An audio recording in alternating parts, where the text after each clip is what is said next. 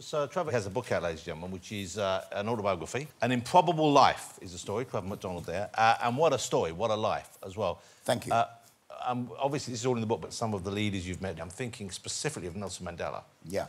You had the first interview with him after he left Robben Island. Yeah. Yes, I did. It was 2 days after he left. He'd spent a couple of days making the journey from Cape Town all the way back up to his little house in Soweto.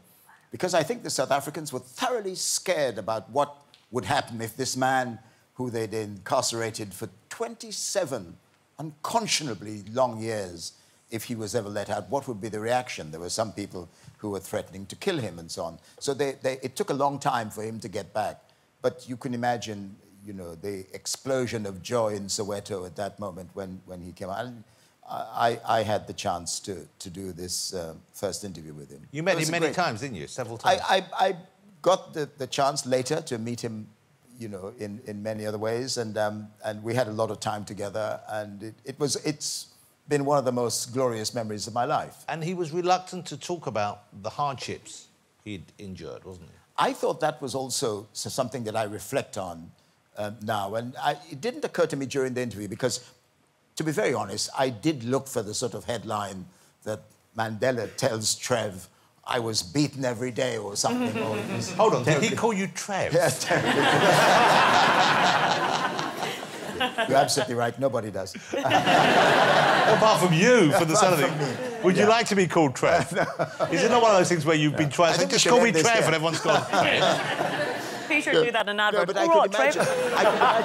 I could imagine the headline if you know, if he did talk about how harsh his treatment was. But every time I asked it, he would say, oh, that's all in the past. It's time to move on. And then in 1995, I went out for ITV to do a program before the World Cup in South Africa. And he asked that we turn the lights down.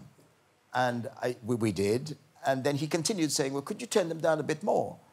And we did. And then he said, I still can't see very well. And I tried to make a joke about it. I said, Mr. President, if you turn the lights down ever more, they wouldn't be able to see you or me. So we have to have some of these lights. And he said, no, I'm terribly, terribly sorry. And then he said, my eyes have been damaged from breaking rocks on Robben Island.